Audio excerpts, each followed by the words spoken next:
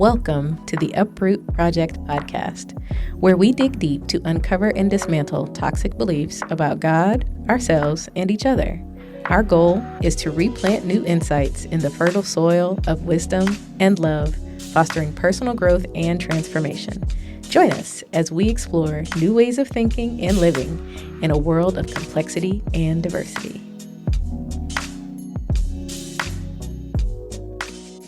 Welcome to the Uproot Project Podcast. I am Whitney, she, her. I am Chris, he, him. And I am Kristian, she, her. All right, y'all. And before we get into our topic today, we got to start off with this mindfulness moment.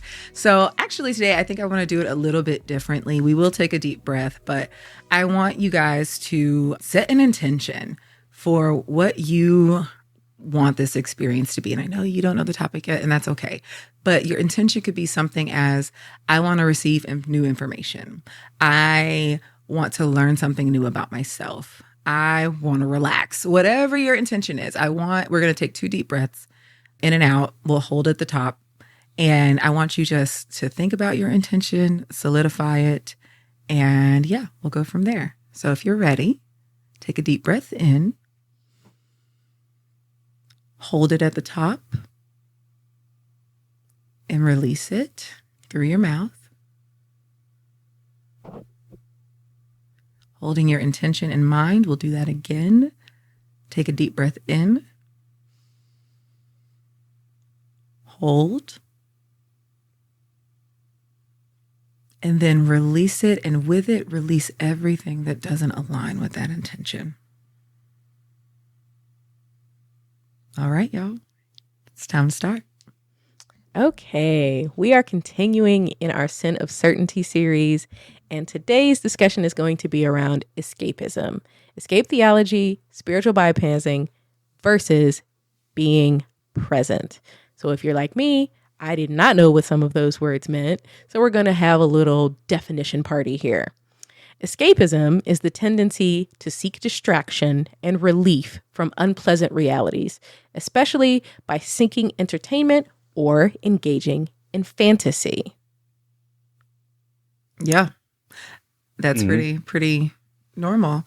Spiritual bypassing is a tendency to use spiritual ideas and practices to avoid facing unresolved emotional issues, psychological wounds, and unfinished developmental tasks. Ooh. Yeah. Ooh.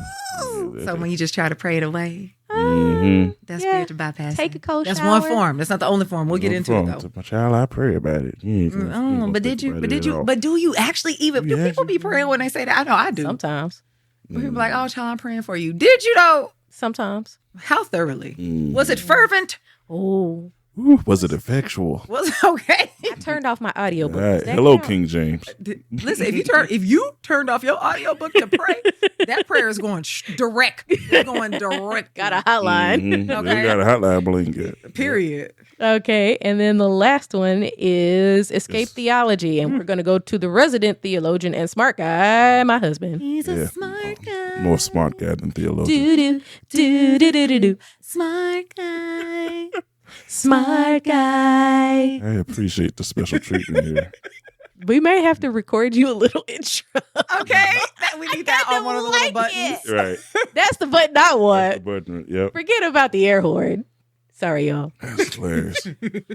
So a couple of things about escape theology. So it is a term that is used often to describe a belief or perspective within some Christian traditions that emphasizes leaving the world behind or escaping it in favor of a future heavenly realm. And it more so focuses on the afterlife, and it has a strong emphasis on salvation being primarily about escaping sin, death, and the world's brokenness.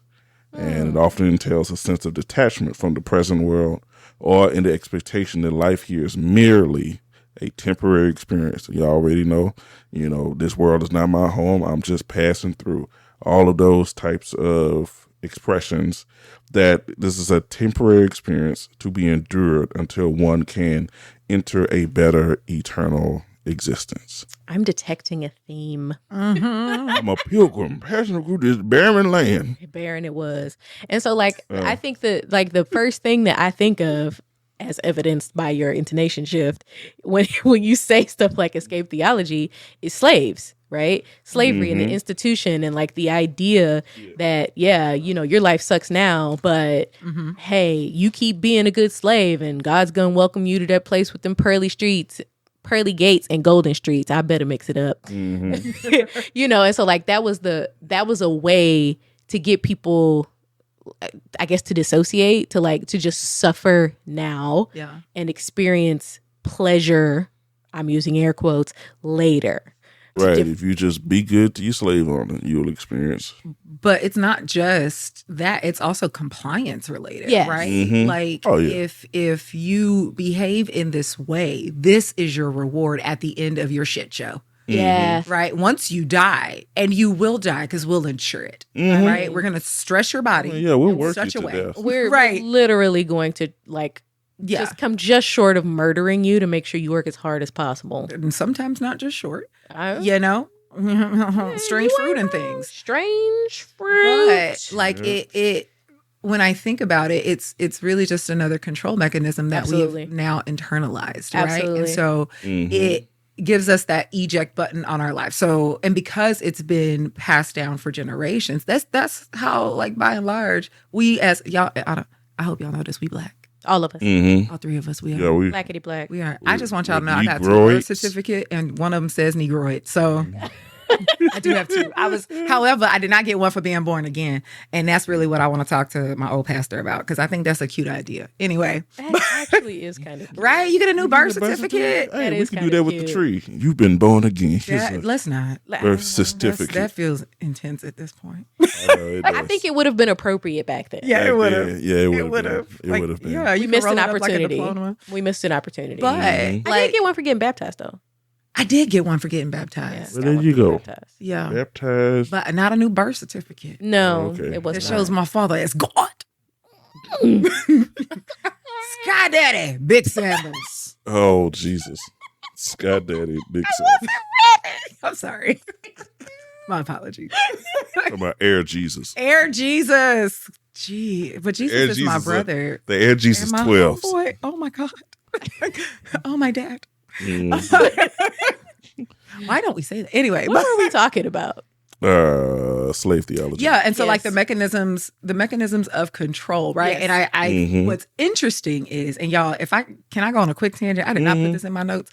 Modern day slavery looks like capitalism, right? Like we are, and it's not race based, right? Because we're all kind of caught. Well, you have how far down the rabbit hole you want to go? It's not solely slave, but there is absolutely a racial component. You know what? Thank you for that call, friend. Yeah. But like we are now slaves to this system where it's like you basically live to, well, I'm not going to say you, some folks, because as I sit here actively challenging this. As a collective. Right. You like work to live. You literally do something that you may or may not want to do in the way you may or may not want to do it for 80% of your life. And then for the other 20%, you now have to figure out how to not only rest, but pay for it. Yeah, pay for it, maintain your social circles, like live, right? Like the other 20% you actually get to live. This is a modern form of slavery. So that allows us to continue to perpetuate this escape theology, right? I get to get away from all this terribleness. You're so consumed with making a living that you don't make a life. That's it. Oh, repeat. You're so consumed with making a living that you don't make a life. That's it. I'm working on that. Yeah. Best I can. I quit. I mean, but you're working. Scared? You're literally, but like that's literally what you're doing, though. Yeah, like that's the effort that you're trying to make. Unemployed look fun. That's great. I am fun employed. You're fun employed. Unemployed. But what's crazy is I've been working so. Right? I feel like I'm doing more work. That sound like I was doing in my furlough days too. Yes. When I was furloughed, and he enjoyed a lot of it. I was gallivanting around town, fixing things, helping people out. I've started writing performance pieces again. I haven't written a performance piece since I was in my 20s. Like it is amazing. It feels different, but like also what it requires of me is that I show up. Yeah, fully. Every day. Yeah. Present. Like, I think at the beginning of Fun Employment, I was, I was tired. So I gave myself a quote unquote month off.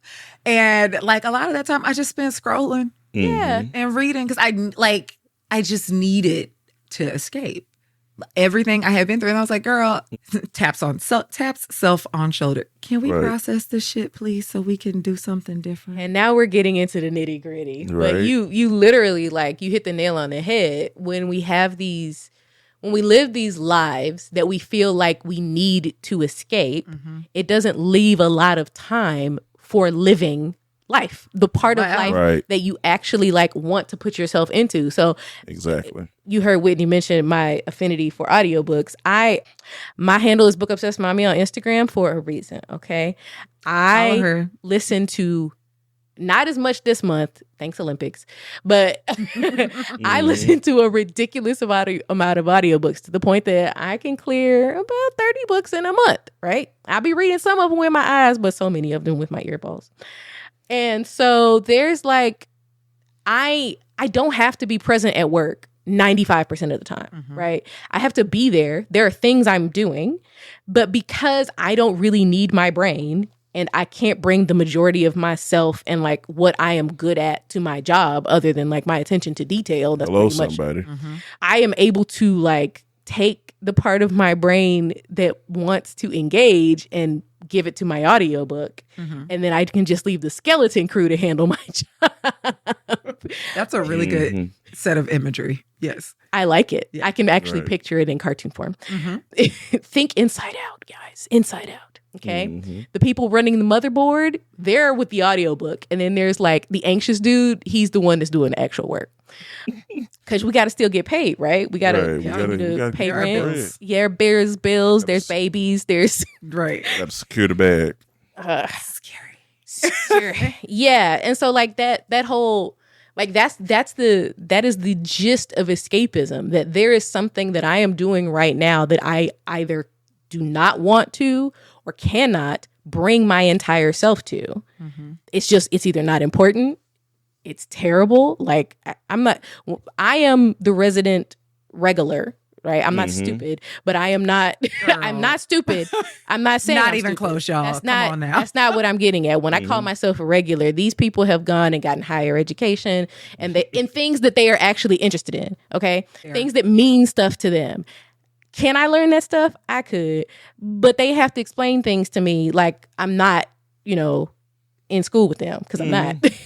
So I am the person who is like, not to say that Whitney and Chris are on their own types of journeys, but I am, my contribution to this is I am on my journey through trying to figure out, how do I be present?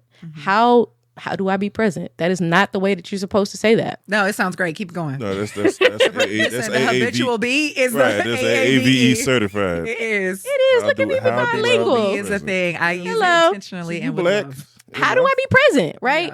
Yeah. How do I find my way back to a reality that I am capable and emotionally prepared to engage in, one. Yeah. And number two, that I don't always feel like I need to run away from. That's the one. And like that combination of like, I can, like, this is hard, but I can handle this, instead of this is hard, check out, avoid, run away, because that harms me.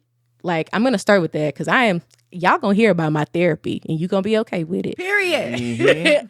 That's one thing I'm working on in therapy is like me taking care of me, because my first instinct is always to take care of myself because it's bothering somebody else, which is how it started. But then I had this conversation and it was like, who told you don't need to take care of you for you? The end. Lies. That's it. Absolute lies. Take care of you for you and it will benefit other people, but do it for you first. Working on that. Self-love, because self is important.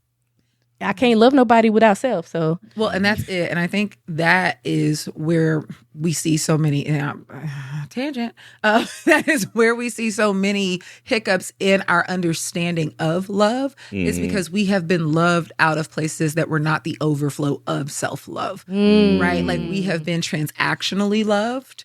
We have learned that love is contingent upon our behavior, absolutely. right? Or what we can provide. Right. And that's not actually love, right? Like, but you don't know what it is. And I know people are like, well, but I will say, let me own up. I think there was a period in time where I was like, I don't know, people be like, oh, you can't love nobody till you love yourself. Can you? I'm not sure. I was very on the fence. I am off that fence. I am so far. Climbed off the fence. Is 6.2 miles back. Look at you running. Behind me. No, I don't. I hike. I don't run. Look at you hiking. Yeah, my knees is. Understood. And so my knees are elder millennials, and you know I understand. Okay, your knees might be just. I overstand. Okay, see, how you gonna say it? How you gonna say it? I didn't say it to spare you. I hate it. I literally didn't say it to spare you because it was an opportunity. I guess I made a post about it. Just stop it. Yeah, no, we not overstanding things anymore. Yeah, no, my knees are on another level. That's my knees are heading in the Ash Can of history with Grand Rising, all of them. In the hotel, hold down. The hotel, hold down. Hoot nanny, hold down. Hoot nanny, hold down. Stop it. Okay. Sorry, y'all. Y'all just went in a rabbit with us. But what I was saying is that I'm no longer on that fence because due to life experience, right? But also, education. Like, it is genuinely true because until you learn to love yourself, you are now looking for someone to love you in that way, which makes your love transactional. Yes. Now you're the perpetuator of the transactional thing. And even if you may come in with the best of intentions and I just want to care for people, and that is my goal. Yeah, you want to care for people because you find your value in doing for others instead of your value being inherent, right? Once your value is inherent, I don't need you to show up for me in this way because I can do it and I trust myself. And if you happen to fuck it up, right? I am resilient enough to recover from that, right? And have a conversation and draw whatever boundaries may need to be drawn without going back and forth with myself, trying to negotiate how you treat me. Yeah. Right. So that's my spiel. I'm off my, we like 6 tangents in off that one. No. But your tangent is that a relevant tangent? It a is. relevant, relevant. And I'm gonna bring it back, and then I'm gonna toss it to you because when we talk about like you have to love yourself to love others, and people give you that. Oh no, not really. And it's like, well, I know y'all likes the Bible. I know y'all likes it, and the Bible says that you're supposed to love like you love yourself. That's right now. And so how are you supposed to love others well if you don't love you well? Yeah, well, and it shows y'all out here loving others like you love yourself, and it's all a little raggedy. Because it's not looking loving. It's giving raggedy. It's not. It's not looking loving, y'all. Right. And you can tell to the degree that they give, that others are given grace and understanding because they understand it. You see that to the degree that they have dealt with that themselves. If you see anybody that lacks empathy or lacks a sense of basic concern for the other person, it's pretty much because they have not dug into the depth of themselves to understand themselves such that they grappled with their ancientness, as it were, to the degree to give not so much as a pass, but to understand and to not cast somebody away so easily. It is dealing with the resident ancientness in you that gives you the empathy needed to deal with others in a more patient way. Because again, if you dealt with you and resolve that and you're moving forward in life, then you are particularly very respectful and of others' paths and journeys, and you're patient with them. Not to the point that you let them, run roughshod over you, but you respect them and with a healthy degree of respect for self to not get tangled up in their BS and be hurt by them while they're processing their own shit. Yeah. That's really it. Yeah, there's a degree and I think that's one of the biggest downsides of escapism, as I mentioned. Like, you don't realize a lot of times the damage you're doing to yourself until you see the damage you're doing to other people.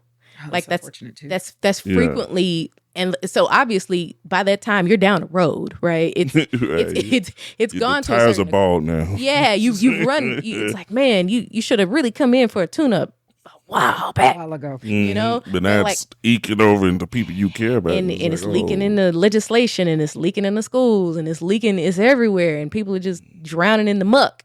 And so when you think about it, like the way that escapism, especially escape theology, like the idea that things that get better and they by and by, is like, I don't have to put any effort into doing the things that will improve people's lives now, right. That's including mine. Right. that's the pitfall. That's you off the hook, right? Right. Yeah. It's the removal of accountability. It is a removal of when accountability. you are living to die. Woo! And Somebody it's, say, ouch. when you are just living to die and you're a pilgrim just passing through, you have no investment in making the world a little bit better for people who come after you. Yeah. And Even just you. even just well, you. Even just you. even just you, like your experience does, you don't have to be, your life doesn't have to be what you think it is. That's right. Like it doesn't. I mean, yeah. If you conduct yourself as a pilgrim, yeah, you're gonna be suffering because you don't learn how to take up residence and know how to make the necessary adjustments and know how you need to be here, to function, to be here. Yeah. Yeah. And so if everything is, oh, I'm just a pilgrim, oh, I'm just traveling, oh, I'm just traversing, you never take the time to engage with the world around you so that it is hospitable for you to be here while you are here. And the people. Because the point of being here is to be here. That's right. It's about presence. Full stop. It's about that. Yeah. You're not passing through. I hate it. Like, That this is- flinch was so solid. It was. He really hates it, y'all. Yeah. Y'all missed I hate it, it. but Visceral he- response. it literally looked like hilarious. somebody like handed him a lemon and like tried to squeeze it in his mouth. He just like But flinched it's up all the just way. I'm thinking with my body about it, and it's Look at you being present. Okay. and it's just it's I used to hear it back then, and my mother used to use it again because this It's world part of the tradition. is, and it's part of that, and it's also comes out of trauma, really. Yeah, absolutely. Lord. My mom, she had traumatic experiences, but she's since gone on to be with the Lord. But she's had traumatic experiences growing up, and so that eked out into how she treated others. And for her, because this world did not give her the fair shake that she felt like she needed to thrive, the being a pilgrim and passing through resonated very deeply with her because it was rooted in suffering and undealt with trauma to the degree that being somewhere else is better than being here. Yeah. Without, being that somewhere else is better than being here, and just not really taking the time to actually be present and deal with your shit so that you being here would be better for you. Right. Yeah, but I mean, a lot of us really, y'all gonna get sick of my therapy. You'll be all right. We were talking about the fact that like we don't, and we've all three of us have talked about this in varying capacities, but like the fact that we just a lot of times we get in our heads, or we get fed this idea that we shouldn't feel our feelings, that we should shut them down, particularly if they are of the negative variety or perceived negative variety, and that we should, not feel our feelings. And it's like, but they're still there. And so they're in there somewhere, and they're doing something. Yeah. They're running amok. They're not out, but they're running amok in you, and they're leaking out in little bitty bits instead of, it's like, oh, I'm not, don't do this, don't do that. Like you're not supposed to be mad, or like telling the kids, don't cry. I'm gonna give you something to cry about. They're clearly crying, And so like all of these, all of these phrases that we have been taught, that we have internalized, that keep us from like being here while we are here. We're constantly trying to transform and morph and shape all of our experiences into other things, which is going to lead back to our spiritual bypassing, right?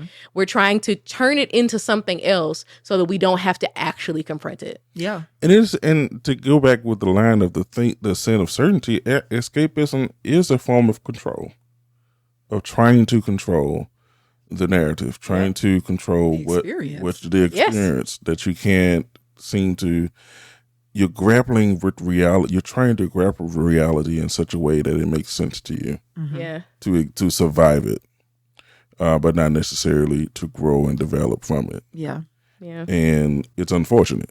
Yeah. Because again, point of being here is to be here. So you have to go through the valley experiences, those moments, no matter how long it is, so that you can come out on the other side fully processing what you've been through. I think I told Kristian that there was a particular point in time where I was like, you know what, I just feel really sad and I can't shake it. And one of the things that you said to me, babe, was like, you just got to ride the wave. That's it. And I was like, this fucking sucks. But it's going to end. Yeah. And waves don't last That's forever. something we talked about I think Friday, right? Like this idea. And I think we often don't know this because our emotions were so suppressed, is that like every emotional experience you have has a life cycle. It's got to start and it's got to end. And the longer you avoid it, the more you prolong it. Right? Like you suppress it, it goes in and does something else, right? Right. There's an analogy that, did I already mention at some point that I'm the queen of analogy? Yeah, and it might be good, it might be bad, but it's going to be. Here we go. And if it's bad, you'll get it shit. God damn it. Strap in. Here we go. Right. So this is an analogy I actually use with my clients when they are struggling with emotion. So primarily my clients tend to be Black women, or at least women of color. So many of them are eldest daughters, not all of them, but like they are people with responsibilities, right? And because of that, they often feel like they don't have time. Like I don't have time to process. I don't have time to feel what happens if it all crashes on my head, right? Which relatable content hurt. Like if I stop moving, this shit's gonna be bad. Yeah. Okay. Right. But let's pretend just for a little bit that you are a vehicle, and in your vehicle, you have a dashboard. Yep. Your emotions are like your alert lights that come on your dashboard. So if your check engine light comes on and you ignore that bitch, one day you're going to be driving down the highway and then you won't be. Yep. That's how that works. One day, if your oil change notification comes on and you don't address it, you're going to be on fire. That engine's going to be locked the fuck up. And I don't know if y'all know this. I had a cousin do this once, so I happen to know it is very expensive to fix. Oh, yeah. Right? And it is significantly more expensive. And time consuming. Now, what? Let me hold on now. Than it would be if you would have just stopped. And took care of it. And spent that money and that time to handle it when you got the alert. You talk about 15 minutes, 20 minutes, half an hour. That's it. And so your emotions are not you, right? Right. But they are indicator lights of how the inner workings of you are doing. Right. Right? Yeah. And so if you continue to ignore, whether that is via escaping or bypassing or whatever, something's going to happen. I don't know. Okay, I'm about to show my age. Yeah. I was until I wasn't, because this guy gets on my nerves. I was a big Family Guy fan at one point. Oh, yeah. Yeah. And there's this episode. Have I mentioned this before? I feel like I've talked about this recently. I don't know. Probably. There's an episode where I think it's Lois is shutting down some emotion. And you just see her do it, and then you go into her body because it's animated, right? So you go into her body. I'm a tumor. I'm a tumor. I'm a tumor. I'm a tumor. I'm a tumor. I'm a tumor. Yeah. I'm a tumor. Right. And they're jokingly saying it, but that is literally what happens. You start to experience physical deterioration of your body when you ignore the emotional needs that are there. So even if it's heavy, even if it's scary, you have to trust your own self enough to know that you can handle whatever it is that you feel. Right. And the thought came across to me a couple weeks ago. What? I said, that's scary. That is scary. As a person that just learned how to feel 6 years ago, even though I'm a therapist, don't judge. It's scary. But it's better once you do it. Right. You get more efficient, guys. I promise. You promise? I do. But you know I love efficiency. I swear to Bob. I love efficiency. Listen, I promise on Big Sandals' pinky toenail that it absolutely gets more efficient. It doesn't get easier. You get better. No. Fair. Yeah. Heard. Yeah, there was a thought that I had a couple of weeks and I'm trying to recall it. And it basically was that you have all that you need to live the life that you want to live. Mm-hmm.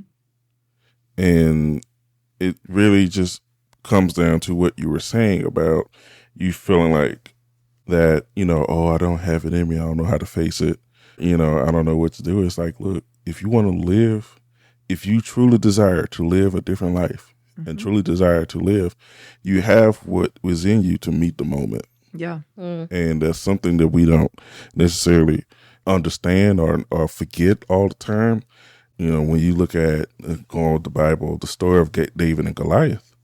I mean, David, of course, was a shepherd boy coming to visit his brothers on the battlefield where they are trying to face the Philistines, and this big ass giant came named Goliath, and he's taunting them. And David's like, "Who this nigga?" And Harpo, who this nigga? Who this nigga? But David was like, okay, you ain't finna come disrespect our God like that. Like, come on, let's go. And Saul at that moment was like, look, you a little nigga, like you a little boy. I'm gonna need you to put on my stuff just in case. I'm not gonna go. I'm 6'7", but I'm not gonna. I was like, can we just put a pin in how bitch assness that was? Yeah, it was like, you said a boy. You was like, you gonna go? He said, I say he got it. Shit, I give you one of my. He volunteered as a tribute. Right, I give you one of my daughters, and you live tax free. So. That was basically what it was. I mean, why would you not promise a teenager that when he's going to fight somebody who's, as tall as a freaking building? Right. But if you can fight him, I'll give you my daughters and you don't have to pay taxes for the rest of your life. You and your bitch family. Made. I'm sorry. Yeah, I mean, hey, Saul did get fired. So there's that. That part, because he was bitch made. Yes. But for the sake of this moment, David was like, "Hey, I can't fit this because the word says I haven't proven them." Mm-hmm. And he takes him off. He's like, "Look, if I slung down lions and tigers, lions and bears in particular. Tigers. I slung the lion and the bear trying to protect my sheep. These are the lost sheep of Israel, and I'm going to use what I have." And what I know. Mm-hmm. And so he goes to the brook and picks up 5 smooth stones. He's like, look, this is perfect for the tools and instruments that I have at my disposal. Yeah. And sometimes when you face moments like that, you have to remember how you got through it the last time. That's it. You have to remember your past successes so that you can meet the moment with the same stuff that got you through the last time. You're able to use it to move in an efficient way. You don't need to change up who you are. You don't need to adopt or adapt. You need to realize and recognize what you have in your hand, what you have presently, so that you be able to defeat or overcome what's standing in front of you. But there's when you're saying that, I'm like, I haven't proven me. Right? Say more. So there's the idea is like he knows how to use stones. That's what he normally does. Stones and a slingshot. Right. Right. That's his toolkit. My toolkit was spiritual bypassing. And now it's no longer available to me. Mm-hmm. And so now I have to prove me. And so like she said, eventually I'll get better at it, but I'm literally starting from scratch because I relinquished a toolkit that I didn't realize was serving me. Right.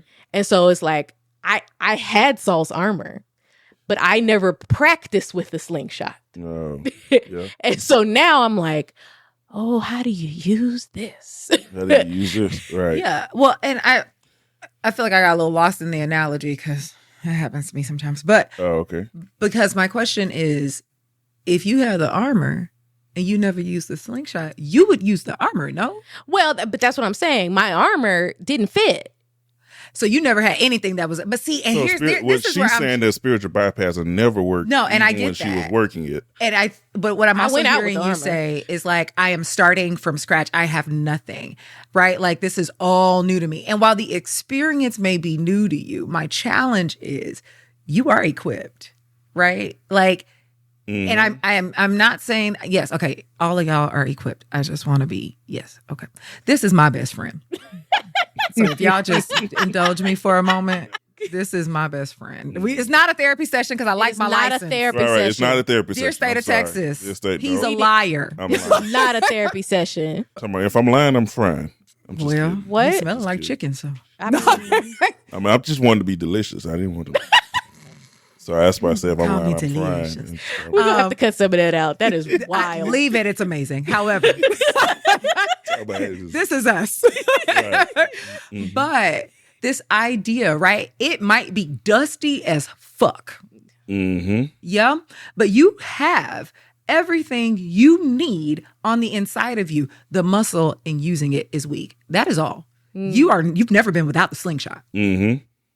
You've never been without it and can employ it when you need to. You just haven't employed it in this context. Right. Right. So it's taking like some of the shit that we do, right? So like at work, Yeah. you can manage an emotion at work. Yeah.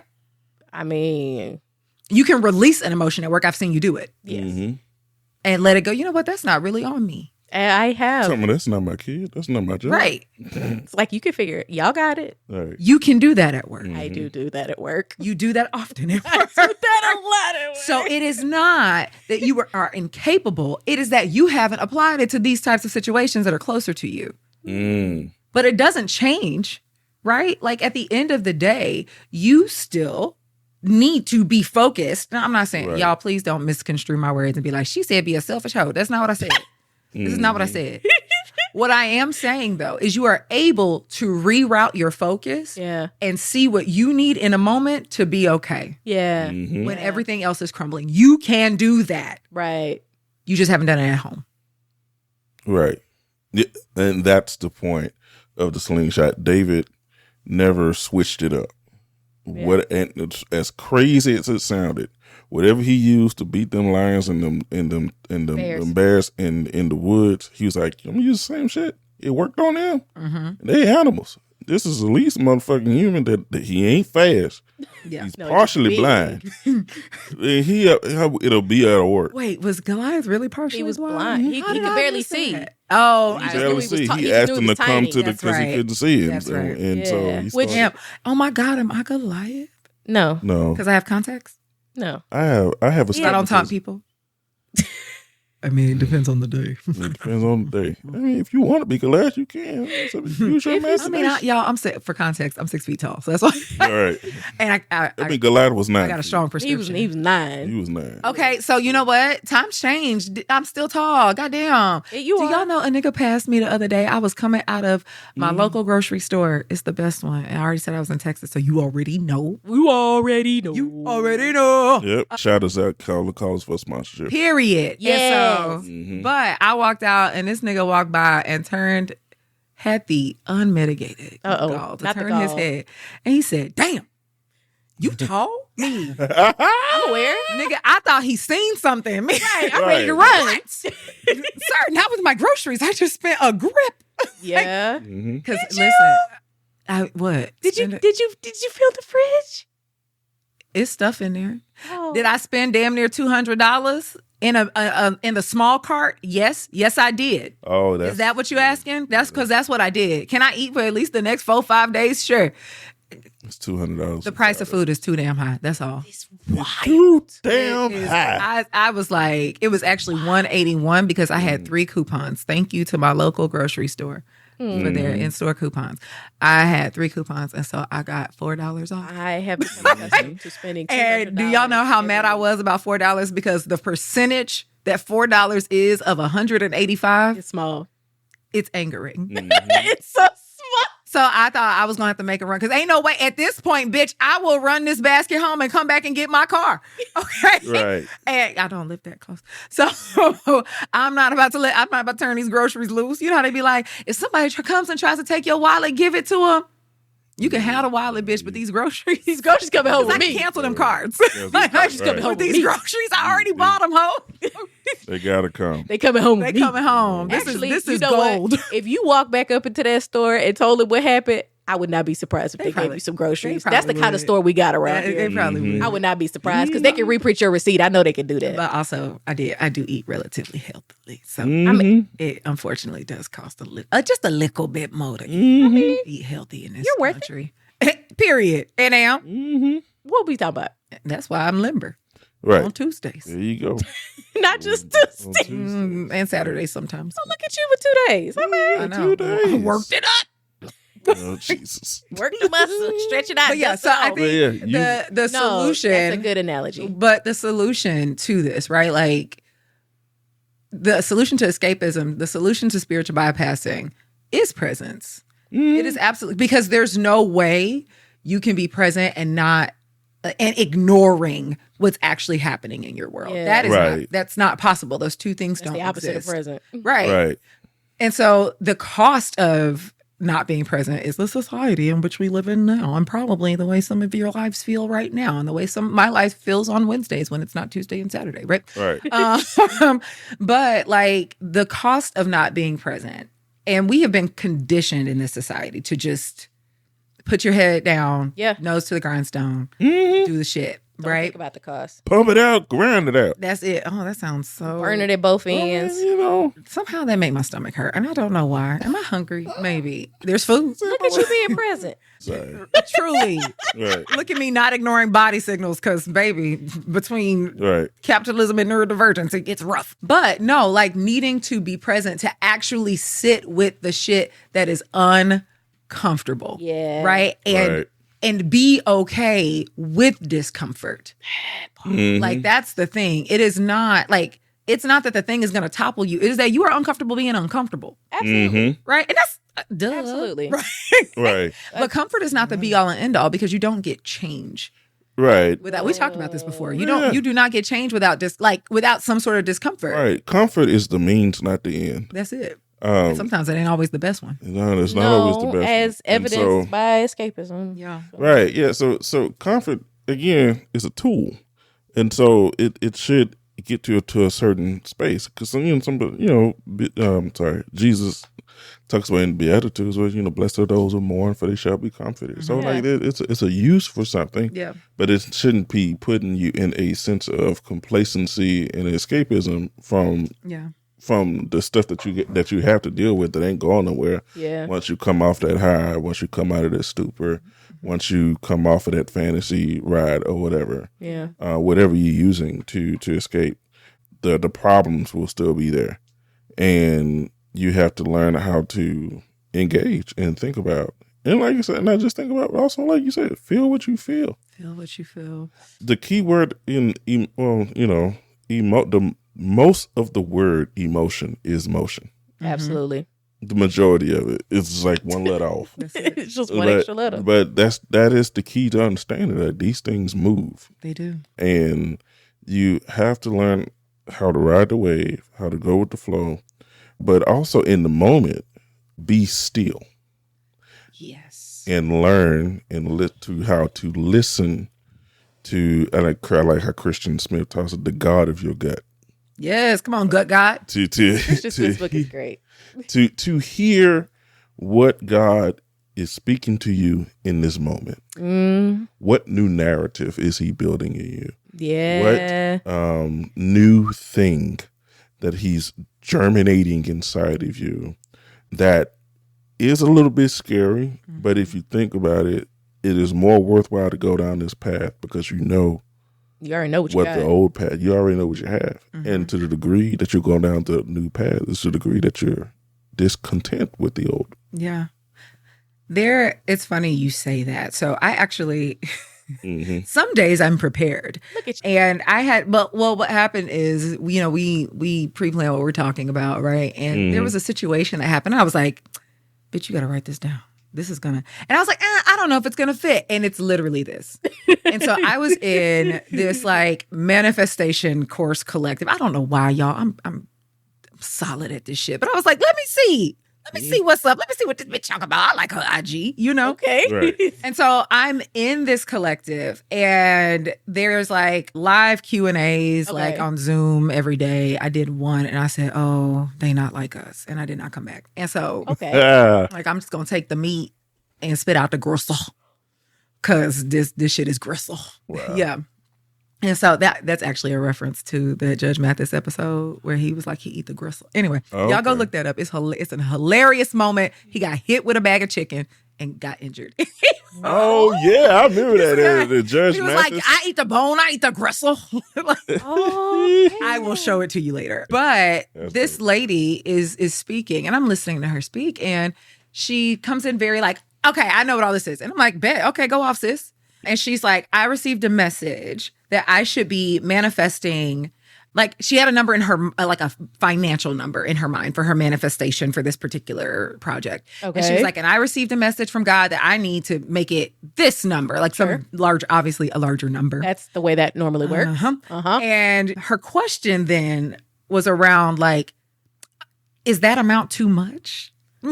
Pause. If he gave it to you, then what? Right. Right. You sound like Keon Henderson right about now. Right. And so then the facilitator says that like the idea of too much is it's a self-imposed limit, right? And to address this, you're going to have to do some shadow work around your relationship with money and like maybe your trust with yourself and money. And the woman says, and I'm reading notes because I wrote it down as a quote because I said, this bitch, she said, I don't have that many shadows.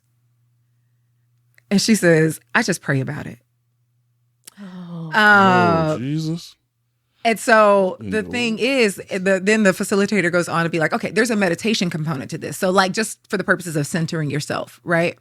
Before you do the activity. And she was like, okay, are you doing the meditation? She was like, oh, well, I mean, like, I don't really meditate. Like, I don't really sit still. Like, is it going to work?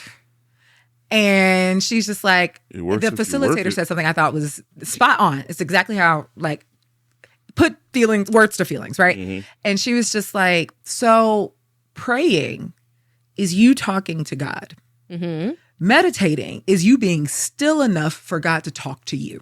And if you are just talking at God and not making space, and yet you're asking for things and you don't know if it's aligned because you're not making space, then like, how can you do the thing? Like, you have to do the work, and the work is often stillness. Right. You get the instructions in the stillness. Let me say it that way. Yeah. You get the instructions in the stillness, and if you cannot be still in your spirit and also in your body. I don't know what y'all got against sitting the fuck down and turning the TV off. Don't turn us off, though. We love you. I mean, turn us off when we done. We only do this once a week. After. Yeah, we only do that. After, before. Once every 2 weeks. You're going to get this work. You're going to get this work. That part. Like, listen, you could meditate after this. Wouldn't that be lit? Ooh, Wouldn't that be nice? I mean, if you got time. Wouldn't it be nice? If you could meditate. Or just, and if you're hung up on the word meditate, because some people get hung up on that type of shit, okay, cool. Let's not focus on the symbol. Let's focus on the thing. Stillness, right? Quiet your spirit. Hell, the Bible uses the word meditate. Be still and know that I am God. That was his God voice. But yeah, the man that doth meditate on a day and night, that's in there. That's in there. Yeah. And so like there is a reason to that. And oftentimes this escapism we create busyness, right? And so absolutely. Are we really so busy? Or are we creating opportunities for busyness? Because, we need to be needed. Right. So we don't have to slow down. So we don't have to be still. And yeah, your feelings might come up in your stillness, but baby, I'm a living witness. You know what else come up? Spirit. God. The universe, whatever you want to call it. For me, my spirit team comes up and they get to talking and they talkative. Y'all think I'm talkative. Chatty little bunch, huh? These caretakers of me like to, oh Lord. Chatty bunch. They like to say some stuff. They say, and a bitch is clairaudient, so I be hearing it. And it's lovely and a lot.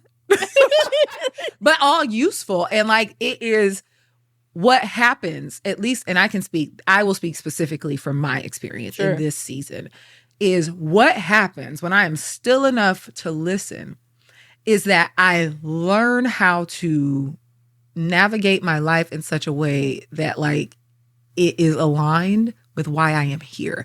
I am not here to feed into capitalism. Matter of fact, I am anti-busy now.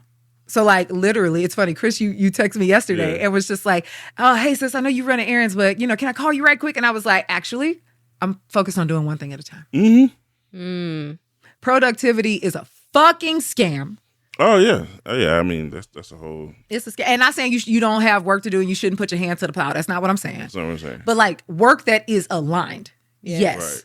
Right. Work that is for your fear of not being able to survive. That's fear mongered by capitalism, right? Like at the end of the day, yes, we do need to survive. But at the end of the day, if God take care of the lilies of the field and they beautiful, How much more? how much more? How much more? How much more? I'm just If you believe what the Lord said, we sitting under my roof right now, and I want y'all to know I'm not at risk. The roof ain't at risk, y'all. right? So because roof is God said what he intact. said, it meant what he meant. And so, but like if and I will be also transparent, when I am not present, my default is anxiety. Same. Same. It's anxiety out the ass. Hence the escapism. Exactly. Right. That shit It's is like, I that can't- shit is I'm talking about- exhausting. I have questions that don't have answers, Come on. and so fuck it. That's it. I mean, Fuck the question then. That's it. It's like, all right, I'm gonna have to put this to the side. 'Cause- yeah, no, and I mean, we talk about like you may have guessed that my preferred form of escapism is books, but that it's not limited to that. Like we talked about fantasy, but there are other ways to like live in a fantasy world. People think about video games, think about alcohol, think about people use other clubbing. people sexually. There's so many ways that you can like remove yourself from the reality that you're living in. Right. But it never is enough. Because it's not real. It's a placebo. It's a placebo, and it's not even a good one. Right. Right. Like it doesn't last very long because as soon as I turn off my audiobook, here comes my kid. Like them dishes still in the sink, and I can see the dishes while I'm listening to my audiobook. Like Now, friend, you could just do your dishes while you listen to the audiobook. we're not gonna talk about it right now. You know what? All right. Sorry. We're not gonna talk about it. We're not gonna talk about that right now. We have to sit in discomfort and stillness and vulnerability to not bypass our own shit. Like, it's really just reflecting how, like, y'all's relationship, any relationship, it's not y'all. I don't know how much is getting edited out. So I will say this as a disclaimer. These are two of my favorite people in the world, and I love them together, and I love the way that their love looks. So, and they are very honest people, and it is, So If you couldn't tell. yeah, so this is why we have this. This is why we're having this conversation. But like the same amount of like trust that you need in yourself, vulnerability that you need, stillness that you need, honesty that you need to not bypass individually is the same exact set of tools. So you guys are literally loving each other how you love yourselves. That is highly accurate. Yeah. That's a whole bar. No, that's highly accurate.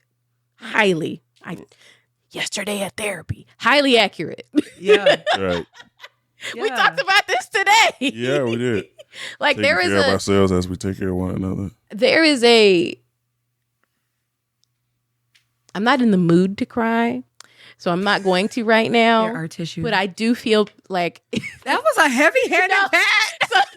there's a story behind.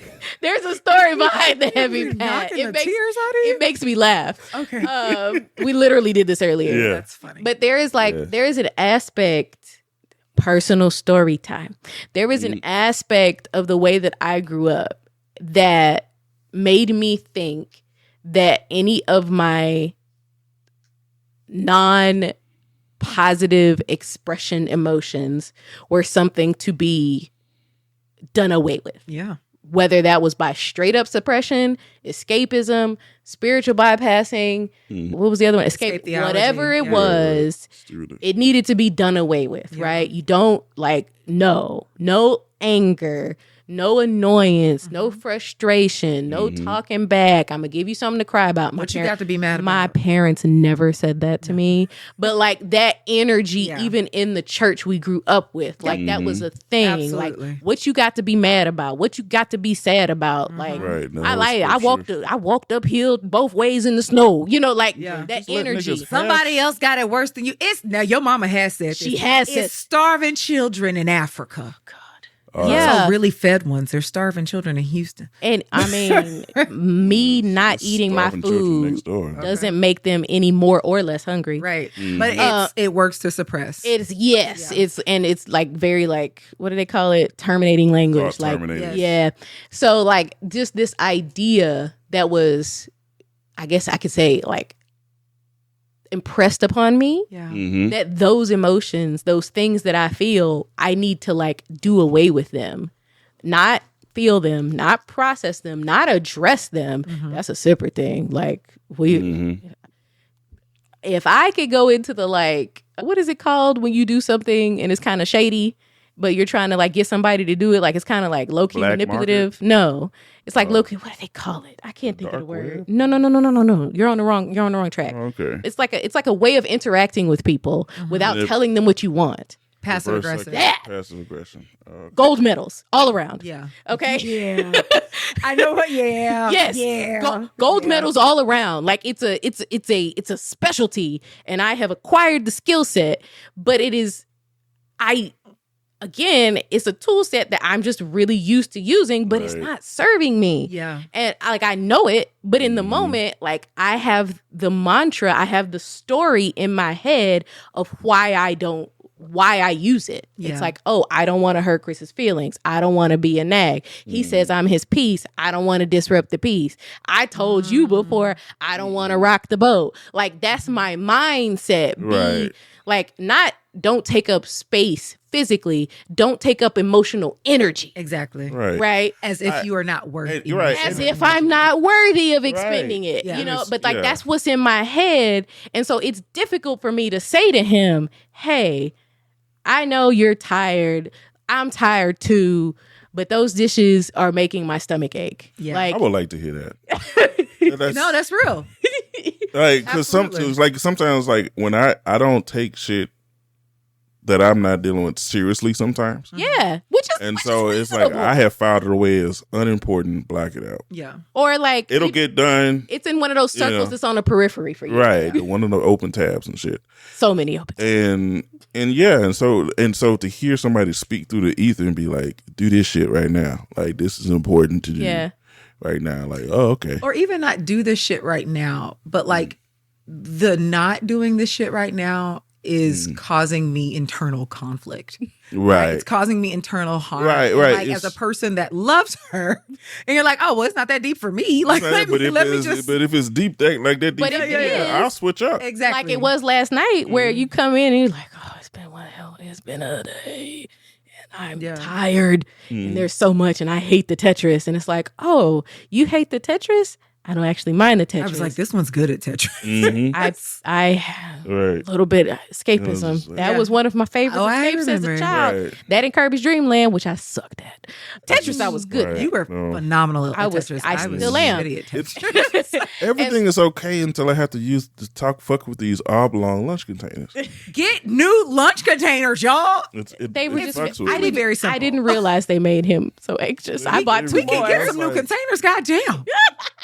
It's like the dishes are fucking, but then I gotta figure out where to And put I these never- motherfuckers, these rectangular ass motherfuckers. They are rectangular, and I always. I have little rounds. And it's with like I feel red like top. and they're I'd be for- like, they're these are for- disposable. they're for Why are Little's we lunch. washing them? Throw this shit away. Oh. No, oh, you're talking about the black ones. Yeah. Oh, No, by throw the them way. shits away. Yeah. I hate them hoes. Yeah. Wait, Like, I'm yeah, sorry. like I thought we were talking about.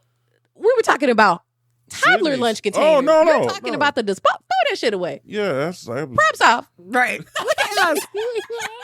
There we go. You see, and wait, can we just take a moment here? Don't cut this out.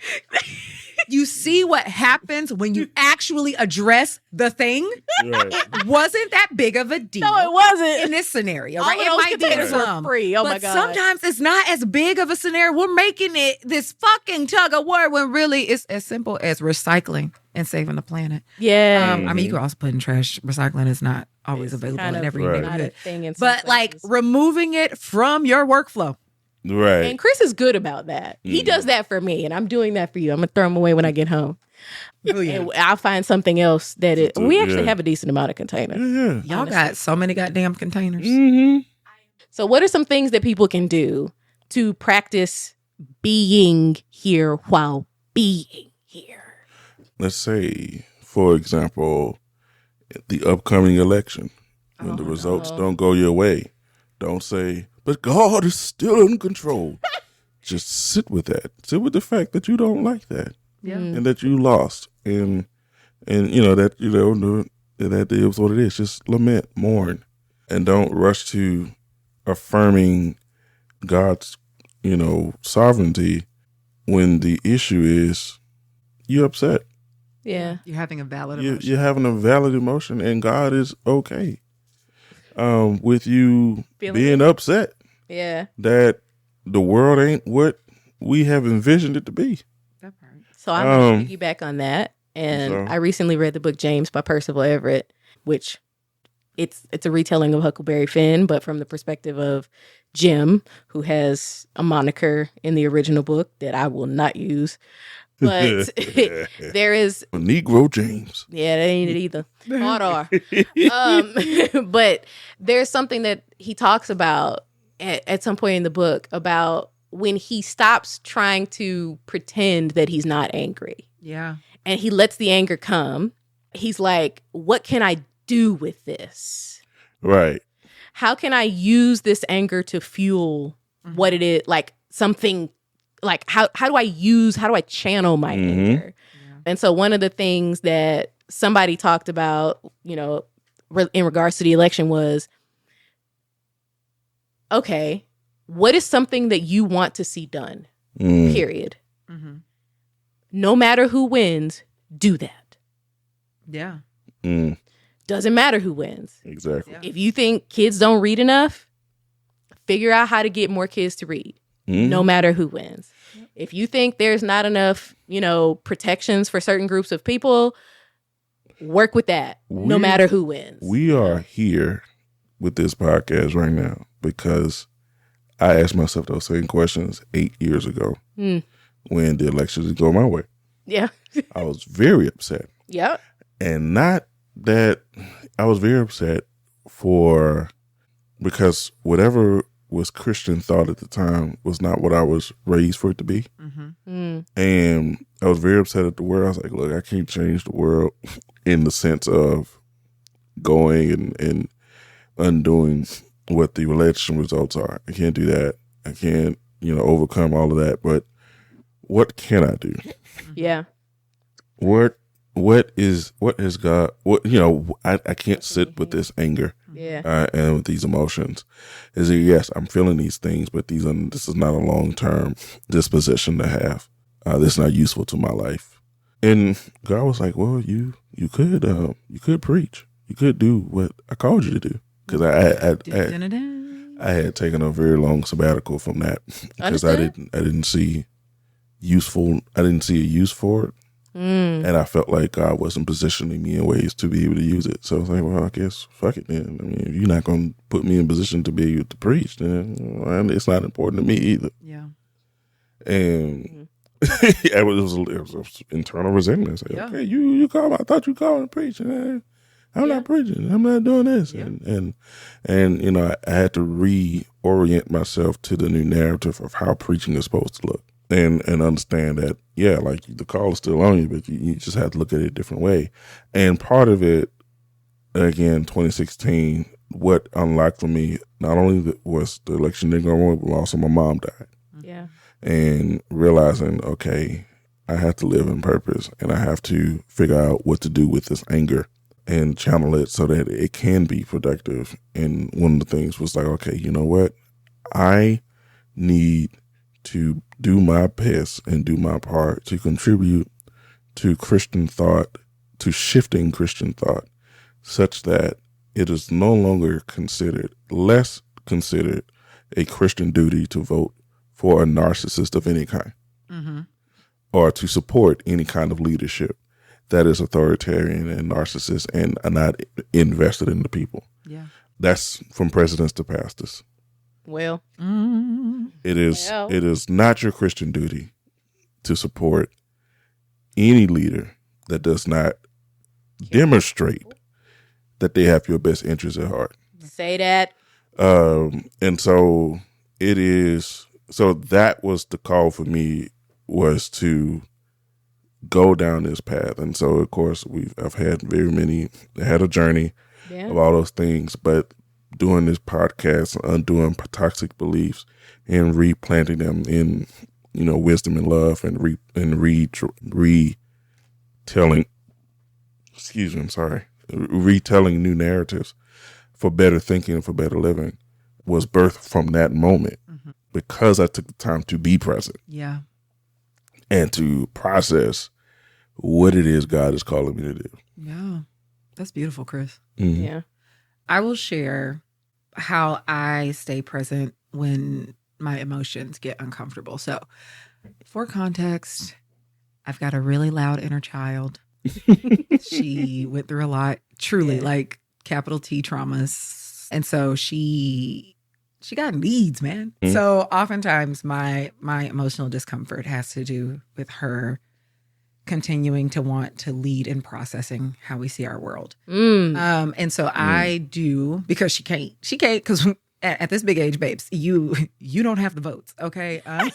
You don't have the votes. You don't have the votes. Ha, ha, ha, ha. Wow. Sorry, that's for the Hamilton fans out there. But like, because I'm grown. Yeah. And committed to the work. And so what I do is what I like to call a hand to heart conversation. This is not based on most people's shit. Whitney made this up. Hey. So if you do this, just know. TM Whitney. Yeah, that part. But also, like, big ups to you. So I like to sit cross-legged. It makes me happy, half lotus, all of that shit. It just, helps keep my hips open. But I sit on my bed because that's my favorite place. You can sit anywhere. I also have a cushion I sit on sometimes. And I literally put my hand to my heart. And the purpose of this, and my back is supported. Like first of all, my back is old. No free floating. Yeah, I don't free float on the back because this back is an elder millennial, just like these knees. And so but there's a reason for that also, because by supporting my back and putting pressure on my chest, you create what has been referred to as a sandwich. You being the meat. But it also has a calming effect on the nervous system. I take several deep breaths, like for real deep breaths, and I call my inner child to the carpet. Sit down, sit next to me. And I give her space to say everything that she needs to say. And sometimes we say it outside because, bitch, this is my house and I do what I want. Okay? I talk to myself loudly. Get into it. And it may be something as simple as, like, I'll be like, okay, you're freaking out. Why are you freaking out, babes? And y'all, the quick answer is usually not the answer. So let her cook. Yeah. So I let her cook. And it may come down to something, I'm just going to pull some out of my ass. Like, I don't feel worthy of this thing. And then I will say, I hear you. That's really shitty. I'm sorry somebody made you feel you were not worthy. They are wrong. Right? And I know that's tough to hear, but I want you to stay with me, hold my hand in my mind's eye. I don't clone myself, but in my mind's eye, I want you to hold my hand while I prove to you that we are. And then I tell her how I'm going to do it. And then she gets shaky. And I'm like, you're not, baby, you're scared. I feel it, right? Like that's that tension, that feeling of freneticness that happens in my chest sometimes with my anxiety. Yeah. And it's like, I feel you. I hear you. But I've got this. Yeah. Yeah. Like I've got autonomy. I've got agency. And I just sit and breathe. And normally, by this point, my face is extremely wet. So this is a normal side effect because I just did this for the first time yesterday. Absolutely. You're going to be a little fucked up in the game. And what happens is sometimes in order for me to be present with her to get those emotions out, it gets to the point where like, I can't even talk. Like the crying is so intense. And I don't try to stop it. Yeah. I just fucking cry. And even if it's that, right, where you can't catch it, so be it. So be it. That's what's needed. Yeah, yeah. And I let her have it. And I let her have it until she gets to a place where we can name what's happening, where we can name the fear. We can name the false narrative. And once we do, we're all right. And then there, literally, y'all, I had a moment a couple of weeks ago. I don't remember what it was about because clearly it ain't that deep no more. But it was then. It was very deep to the point where it was like the middle of the night. And I literally like could not get past that point. And I was like, God, I need help. I need help. I was like, dear spirit team, I need support right now. I need to know you're with me right now. Yeah. Y'all want to, okay, this is for the woo girls. If you're a little woo, you gonna feel this.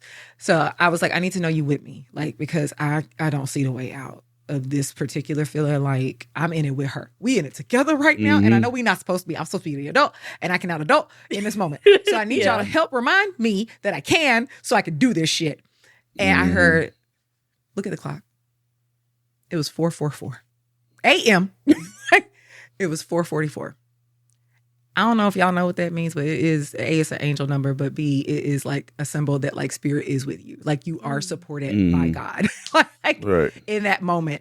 And I literally looked and baby, y'all thought I was crying before. Baby, I was crying in gratitude. Okay. I was like, all right, now that was real instantaneous. So hold on right there. Oh my God. Right. Really, it was more like, thank you. Like I and with that reminder, I remembered to breathe and got out of it. Yeah. Right. And when I say got out of it, I don't mean like, oh, I stopped thinking about it. No.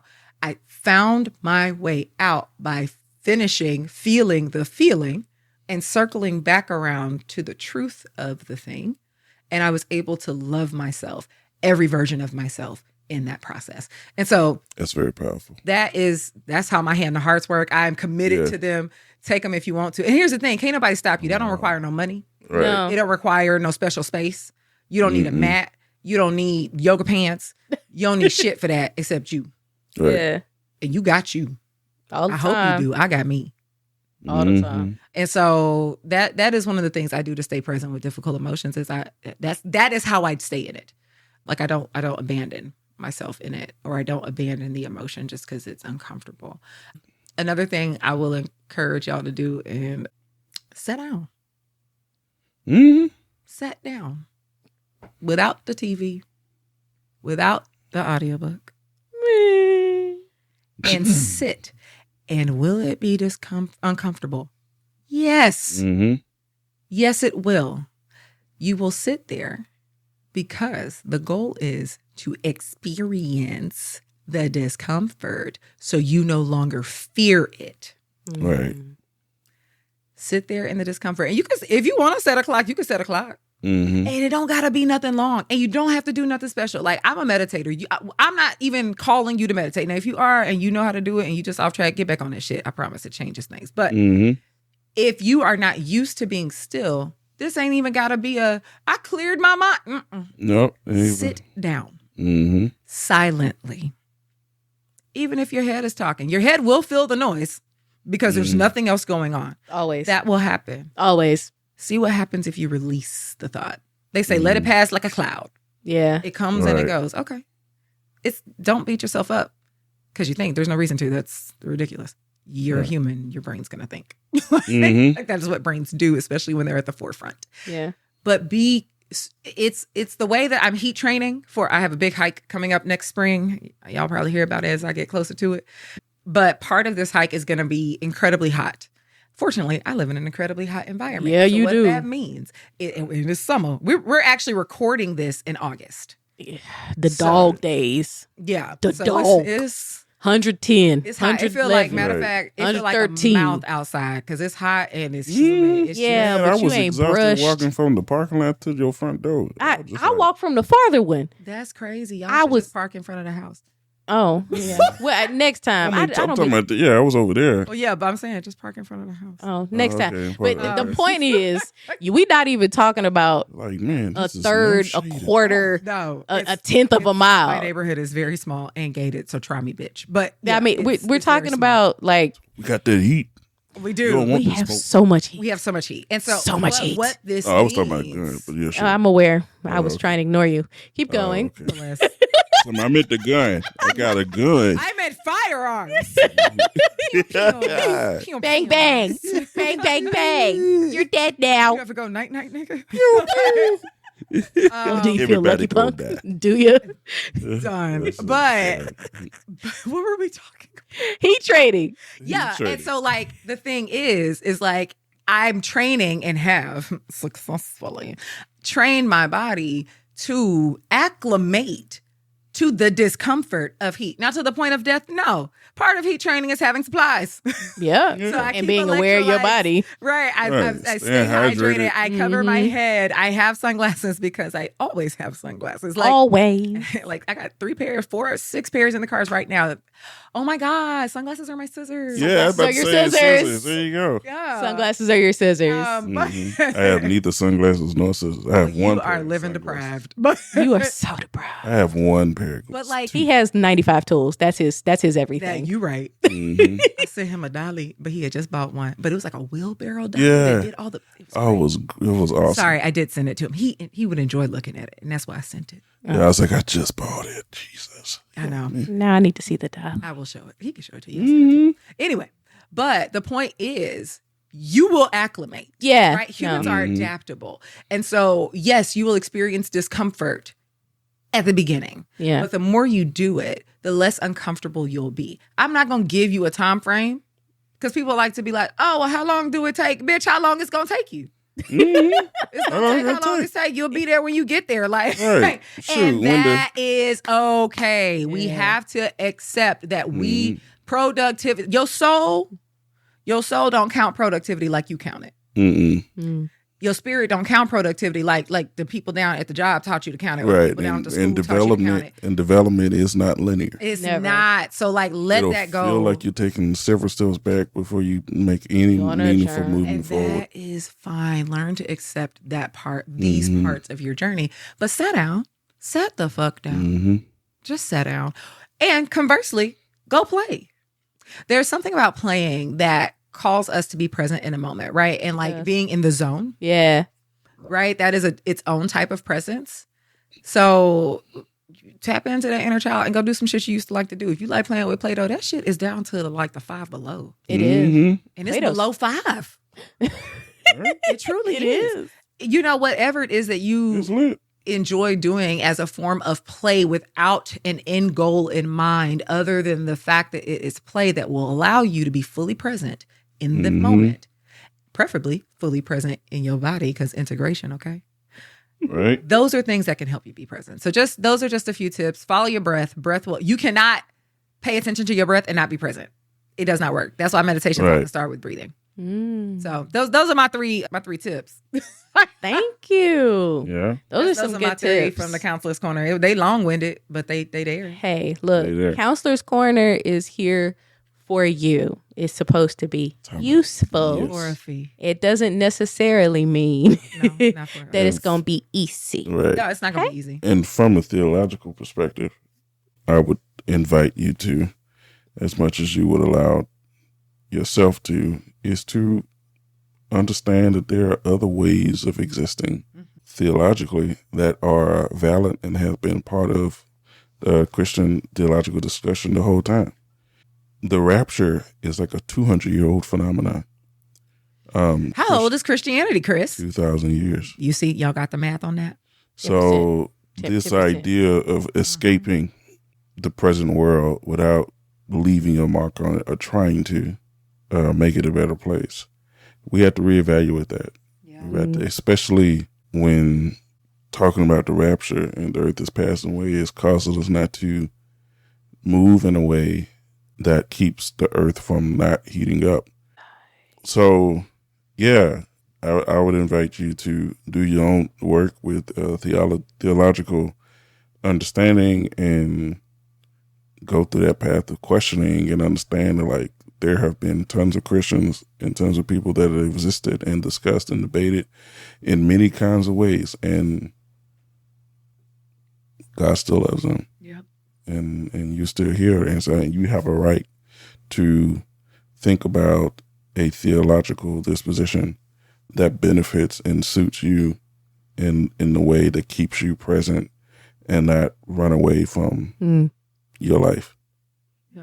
You are entitled to a good existence here while you're here. Isn't that a good gift? It's a good gift. Don't big sandals give good gifts? Right? Good gifts, Every man. good and perfect gift comes from above and from the Father of lights who gives That part. without any shadow of turning. So, I mean, it's not, Yeah. yeah. Yeah, that's beautiful. Expand your thinking. That's Please. and that As is we that. expand ours. Indeed. And that is that. Thank you so much for joining us today. This has been the Uproot Project, and we will see you in 2 weeks to continue this discussion. We hope you've learned something and that we'll see you next time. Bye, y'all. All right. Holla. Toodles. Thanks for joining us for this episode of the Uproot Project Podcast. We hope you found fresh perspective and continue to make space for real growth. If you enjoyed today's conversation, be sure to subscribe, share, and leave a review wherever you listen to your podcast.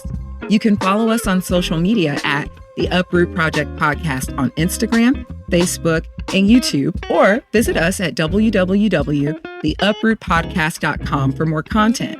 To contact us, feel free to drop us a line at hello@theuprootpodcast.com. Until next time, keep living fully, learning openly, and loving deeply. We'll see you soon.